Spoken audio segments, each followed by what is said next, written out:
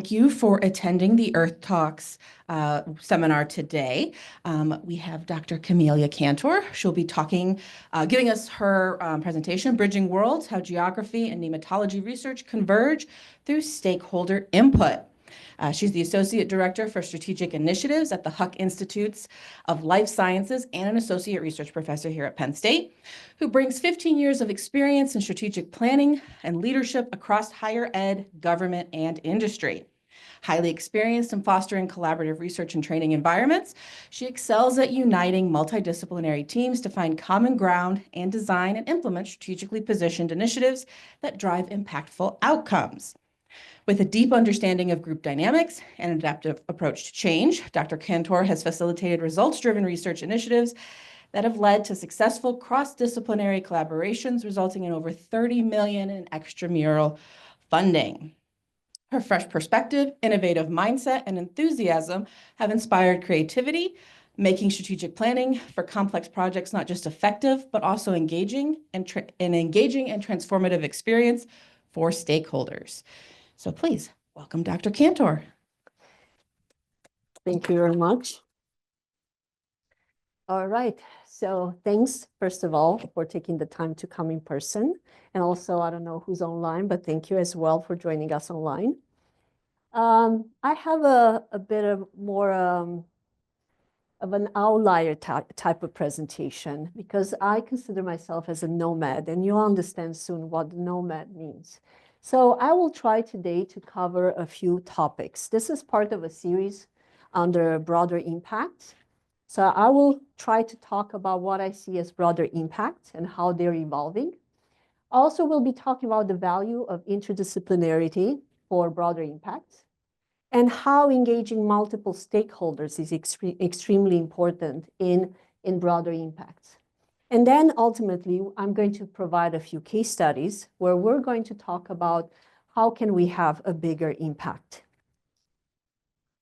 So when talking about broader impacts, I've seen different lists. This is a list taken from NSF from some of the old times, but I think it's still relevant. So a lot of us are used to broader impacts being STEM education. And you actually heard from the previous presentation, Dr. Hill talked about education, STEM education, and some of the great programs at Penn State. We talk about public engagement, and you heard Dr. Crawley, I think, at the beginning of the series, talking about public engagement and his evidence to impact program, where they're trying to improve public literacy. And of course, we have SSRI, and we have several areas across the university that are dealing with societal well-being. How can we positively impact the well-being of our society? STEM workforce has been always an important aspect of broader impacts, and the university has been doing it, especially we're a land-grant institution, but it's become even more important in keeping us and our country globally competitive. I separated number 5 because partnerships, in my view, none of these can happen without partnerships and actually sustainable, durable partnerships. And then below that, number 6, 7, and 8, there's 3 areas that people usually, when they think about broader impacts, they don't necessarily see it as something that they could leverage. But actually, if you're doing number 1 through 4 and partnering with the right people, you actually contribute to the national security. You contribute to economic competitiveness. And you can also think about those programs as broader impacts. And lastly, I'm going to touch on infrastructure, another less thought option for showcasing broader impacts, things that we do at Penn State, and I'll share some examples. Lately, and I know everybody in everybody's minds are what's going to happen, what is broader impacts, right, considered today, and what's the future of broader impacts. There's been different names given to broader impacts. As of now, overall, it seems that opportunities open to everyone everywhere is what people are talking about, and nobody should be excluded, everyone should be included. So I think if we go by this basic principle, I think we're pretty safe. All right, so I was mentioning at the beginning that I'm a nomad. My background is geography and business. And I'm in the life sciences. So I've been I like to be creative. I like to learn a lot about other places, about other disciplines, and I'm always curious about things. But I found a very interesting article that I'm going to share the link for this, that I really loved, and I found myself in this. It's called Renaissance Minds in the 21st Century Science. And they're talking really nicely about what it means to do interdisciplinary work and what it means to be expert and what it means to be a nomad. I look at being interdisciplinary as a really good way of doing broader impact.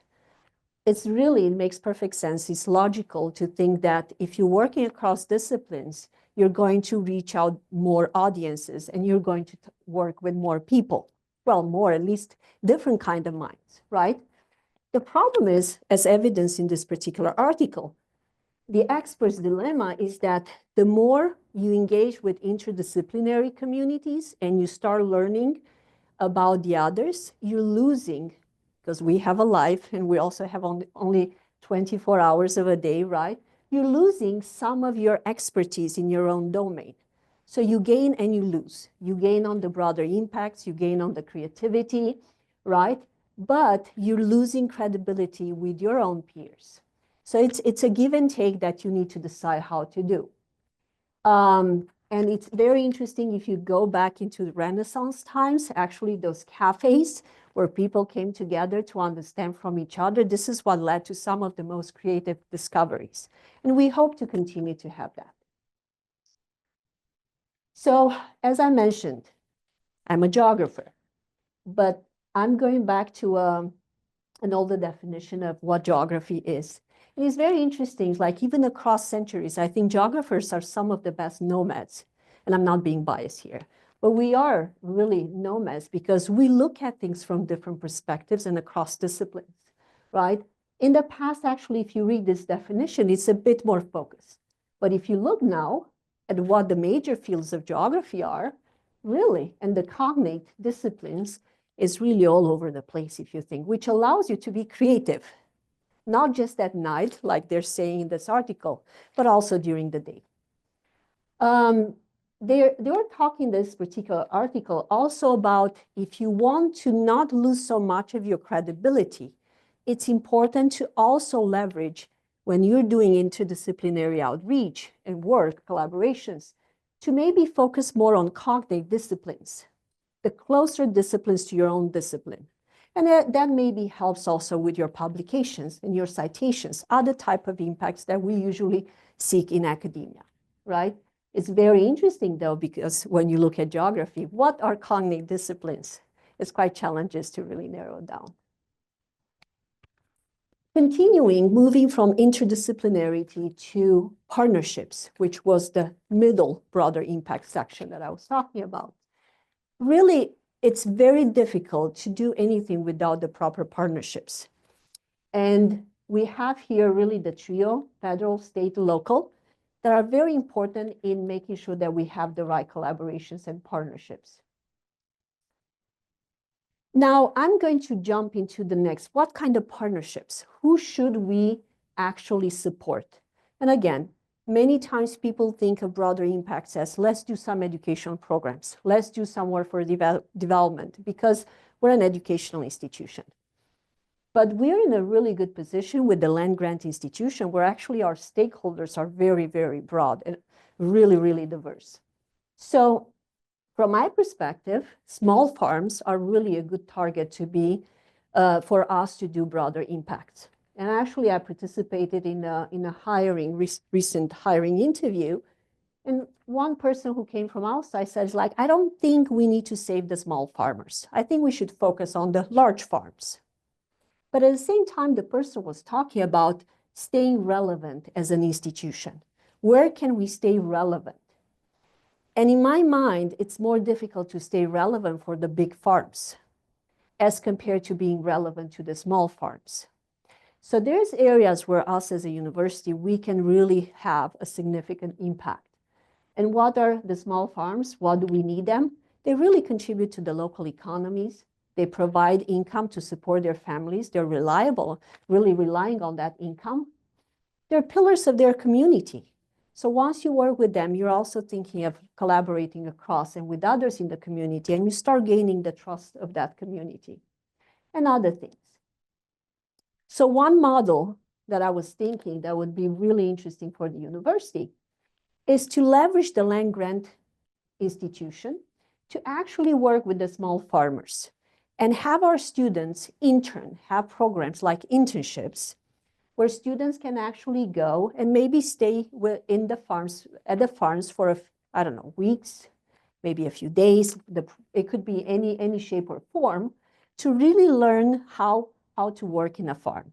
And there would be benefits all across. So for example, to the small farmers, of course, we know that there's challenges in securing labor and support for those farmers, especially seasonal labor. Technical expertise. Our students are learning new modalities. Just think of geospatial technologies and how many applications you can have in supporting and better understanding how to operate a farm.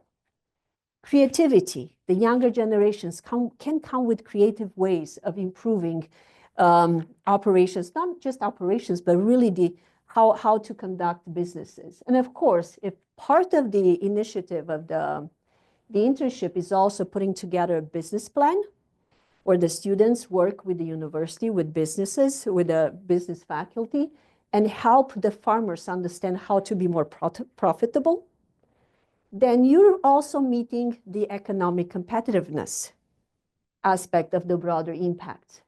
What's in it for the students? Real life field experience, traditional knowledge. A lot of the knowledge, especially with some of the farms disappearing because there's no generational pass on, is very difficult to keep that traditional knowledge. And it's really good to be able to pass it on. Better understanding of the stakeholders that they will be working with. So for example, some of our students will end up working in forestry. They will end up providing guidance to in different areas of agriculture and beyond. So having a better understanding of the stakeholders will make them more knowledgeable, but also know how to gain the trust of these people. And of course, a business application. Land grant institution, what would be for Penn State? We would have better prepared students. We will gain relevancy. We are relevant, but I think it's very difficult to maintain relevancy of a school, of a university, especially for these type of stakeholders and their trust. This is just a model. We don't have it at Penn State, but we hope to have it in the future. So I'm going to shift gear a little bit and bring up some case studies about the research I'm doing in collaboration with my husband, who's actually here, who's a nematologist. So I'm a geographer, he's a nematologist. These are two fields that people wouldn't really put together, to be honest. I have a mentor at the University of British Columbia, and when I told him I was doing nematology work, he says like, I don't get it. I really don't know what you're doing. So, and he's well established. So sometimes people don't really put things together. It happened that we put it because it was in the same family, right? It was in the same house. So with conversations across, talking with the other person, you start to see some patterns and you start to see areas where you can actually converge. But before I move forward, actually, I want to make sure people know what nematodes are. Oh, and I'll need to click on it actually. And we did actually, this is a Penn State Extension short video that we put together with my husband and his PhD student.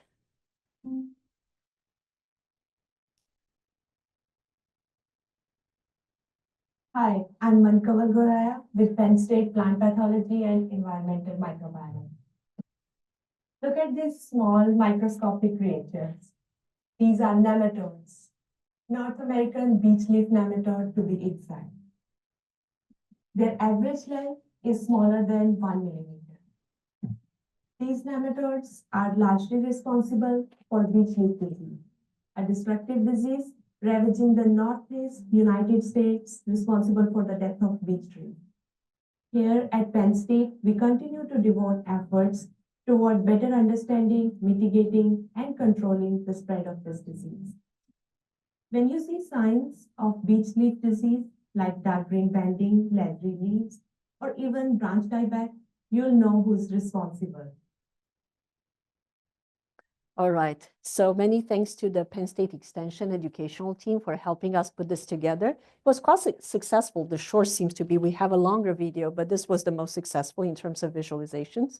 And again, nematology, sorry, my husband doesn't hear that, but it's not very well known, right? It's not a very famous discipline. So we're really fortunate to have this. And I think it's really useful because when we started on nematology research, I didn't know how to recognize beech leaf disease, right? My husband showed me was, oh my gosh, this is really easy to identify just looking at the leaves. We were going in the forest. So it was an easy, on the field, easy thing to learn. And if you do something like this with the rest of the community, they can actually serve as ambassadors. They go through the forest and they can identify themselves because it's not something difficult to identify. So connected to nematology, I would like to bring up a case study that actually my husband's plant parasitic nematodes lab had to deal with. A farmer reached out, very concerned about her dahlia plants. And she was losing dahlia. She wanted to see what was going on, and she reached out for help. And as we know, Penn State, the diagnostic labs usually serve as counselors, advisors, and they do the studies. She was very concerned because she was losing a lot of her products. And then when my husband, Michael Kantor, researched it, he identified Praetylincus pseudocophi, which is actually a nematode that has been only identified in Florida, but has not been present in Pennsylvania to date. So that was a new report for him. It was something that once you find out about, you actually need to do something to make sure there's not a spillover. And there's a significant impact, potential economic impact for this particular farmer, because she was living off the farm and her family was living off the farm with a significant potential loss in economic value. So, cut flowers industry, unfortunately, is not regulated for these pests. So the lesion nematode damage is very significant. And without the knowledge about the presence of these nematodes, then you have growers and hobbyists, people who grow plants, right, inadvertently spreading the disease. So that's why it's so important to identify first if it's present, and then look into the geography of it. Where can it spread? How can it spread? What are the means for spreading this disease? And also, how is it impacting from an economic standpoint? So you might think cut flowers dahlia is just a flower, not so much impact, right? Why do we care that much about a flower? Well, it seems that dahlia in particular, it's one of the old flowers. It has some really interesting, I'm not going to back this up, but there's been some research talking about its value in insulin, in diabetes treatment. But if you look into the economics of it, it's actually a pretty significant economic impact, right? And there's a number of retailers across the country that sell dahlias, sell dahlias, especially these are the big growers. We're not talking about the small growers, but the big growers. And when you don't have a policy, when you don't have it regulated, these growers can spread up the same as a small farm, right? So the potential for impact is significant.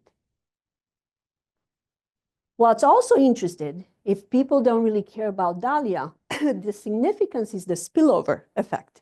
So for example, the researchers, there's research about this particular nematode and its impact, significant impact on beans. If you think that beans, the common bean, is 34% of the US fresh bean market, sorry, PA is 34% of the US fresh bean market, then just think about the potential economic impact. So working with this particular one small farmer could lead to the early, hopefully early, so far we don't know, identification, right, of this nematode. Then you can start thinking about the potential spread. You can start thinking about what kind of people who should be involved, what kind of information should be spread, right? What else are the potential spillovers? And that's a lot of geography involved there, right? And then what kind of control measures do you need for that. So that's why once you identify that, of course, the experts will start talking with the farmers and share some of these measures that can be taken. And then, of course, the geography comes in, where the social sciences, geography, and so on, can start talking and interviewing or surveying the farmers and understanding the farmers, what kind of issues have they observed across, right? And the mapping. All right, so that was one situation, one case study. Where actually, that was my husband. I had no real involvement yet, at least not yet, in that particular research. I'm just presenting his, not my own. But this is one research that we're doing together, that we're collaborating on. It started actually when we were still living in the DC area, in DMV, in Virginia, Northern Virginia. And we've been working together, collaborating across significantly on the beech leaf disease.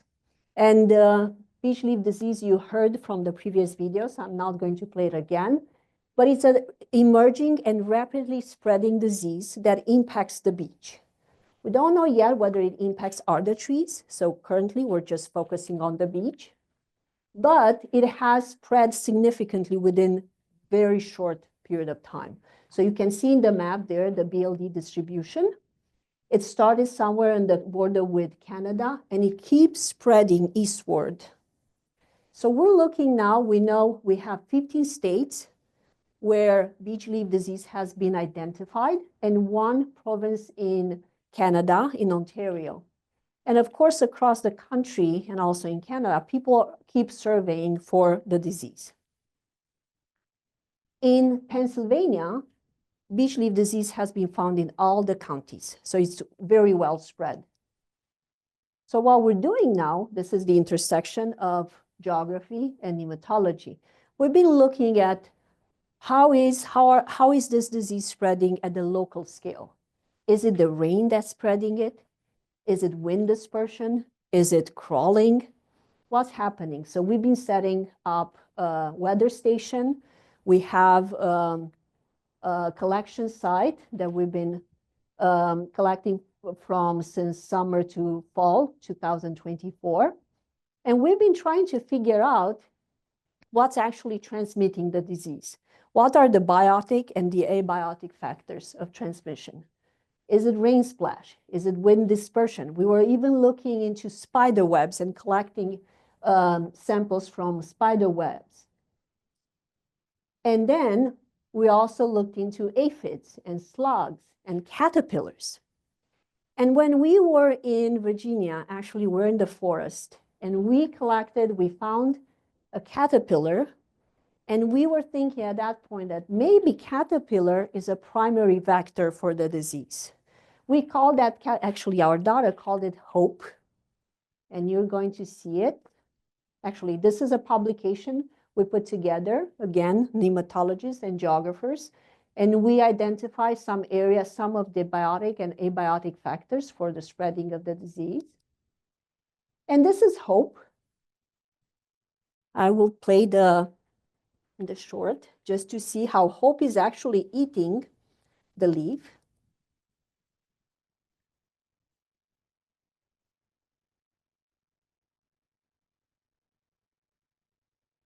Yeah, having fun. No longer, unfortunately.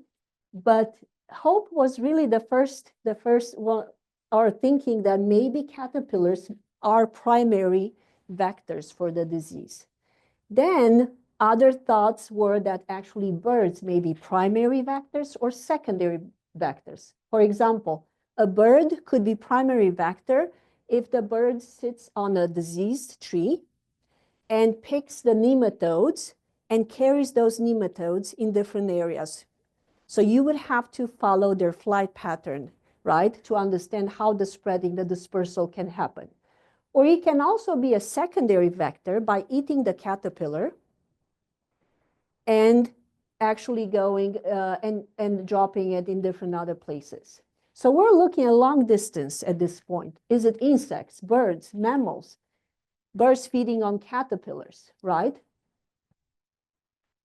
So my husband actually went to Carnegie Powder Mill Aviary Center in Pittsburgh. And initially, the idea was, let's feed the caterpillars to the birds. Yeah, but the birds are very picky. They didn't want the caterpillars, so that didn't work. So what he did actually, he washed, do you remember how many? 160 something birds actually washed the feet of the birds and then looked into the samples. And we were able to actually extract, there were 160 samples and 5 had nematodes. So not a big representation, right? Which is showing you how much, how much of the work you have to carry and the thinking behind it and the creativity. So how does this even connect to the broader impact? When people working in a pesticide industry and also some of the folks in forestry, there are different meetings where people like the stakeholders are being asked and also informed about some of the emerging diseases. They were asked, how do they think that nematodes dispersed in the forest? And what do you think? They actually came up with almost the same approaches we had, because they had that experience in the field. And they could figure out the same, is the wind, is the water, potentially birds and so on. So they came up with very similar, right, way of thinking, which just showcases how important it is to talk with your stakeholders to figure out, because they have that field experience that is quite relevant to your research. So this is the other case study, kind of looking. So just looking back into the different broader impact sections, I think I covered the partnership and the value of partnership. All of these things that we've done or are being done, they really pertain to national security and economic competitiveness. Because if you help small farmers, if you identify diseases early on and so on, you will contribute to those broader impacts. What I would like to end up with, it's a different approach. It's the last section of the broader impact, the infrastructure. Many times people, especially when people submit grants, they don't think about infrastructure as being a broader impacts element, something that they can leverage. So we are fortunate at Penn State to have a lot of core facilities. There's significant infrastructure there, instrumentation, expertise that can actually serve for workforce development. Those core facilities, actually, some of them do boot camps, and they do different approaches to workforce development. So they can be leveraged for grant proposals and other approaches for broader impacts. I'll bring up the last piece is the research administration training and support. In particular, broader impacts, people don't think, when we submit grants, we work with the research administrators. But we don't think of research administrators as part of our grant. So NSF had granted program, it's still ongoing, and I received a grant from them, I'm the PI, on a $5.1 million over 5 years, where actually this project is supporting building the infrastructure of research administrators. And also, I'm going to show these are the 2 things that we hope to have impact with. It's a modular curriculum in several areas that are really important to early career faculty, as well as new research administrators. And it can be that some of these can be really relevant to a lot of the all mid-career to senior faculty as well. And we're also developing a team-based consulting model where we're going to provide teams, collaborative teams, putting together interdisciplinary proposals with support, which includes bringing in partners, stakeholders, making sure we have the right broader impacts, and providing graphic designers and so on. So again, I want to make sure that people think from the perspective of how many options there are in terms of broader impacts. We shouldn't be just limiting ourselves to very few, because there's a lot of opportunities for broader impacts from our standpoint. Acknowledgements. And thank you. I'm open to questions. Project that you talked about that was training administrators, do you mean that that's like the core goal of the project, or that's one piece of the broader impacts element, but there's also other stuff? So there's one piece. Training, it seems that a lot of the faculty have been really finding difficult to get the right support, research administration support across the university. Things have been improving and they continue to improve. So this is an add-on. We're hiring a lot of new research administrators. So we're providing training for those research administrators in different areas. Penn State already has what's called ACES ACOR. I actually did the training. It's a 1-year full certification that you go through. There's only, each unit pays for that. And there's only a few people selected from each unit, whoever the unit decides to go through the training. So it's very limited in terms of how much impact you can have. It's an amazing training, but very little impact because you have designated people taking it, right? Whereas what we said we're going to leverage the ACES ACOR. We're going to hire instructional designers, make it moving from PowerPoints into very engaging asynchronous type of training for research administrators. And then we'll couple it with different training opportunities, real life in-person training opportunities. But that's, as if you look at it, proposal preparation, even budgets, research integrity, those can apply not just to research administrators, but to faculty as well. So a lot of these can be taken, and we said we're going to do it modular, in a modular form, because people don't have time to do a full year certification.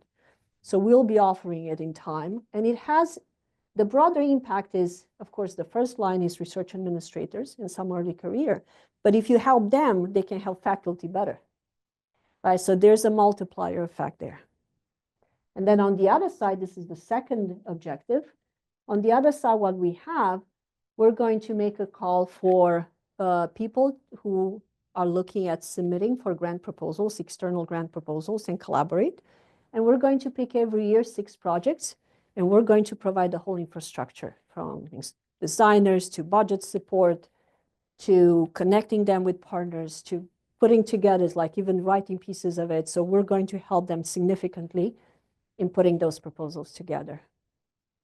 So like back towards the beginning, you talked a little bit about one particular broader impacts model of sending student interns to farms. Mm-hmm.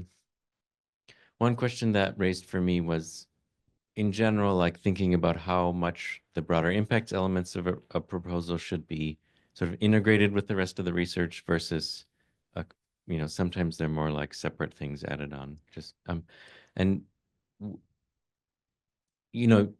using student interns makes it sound a bit more add-on-y as opposed to people who are like personnel who are more central to the other research that's being done on the grant. What do you think about that?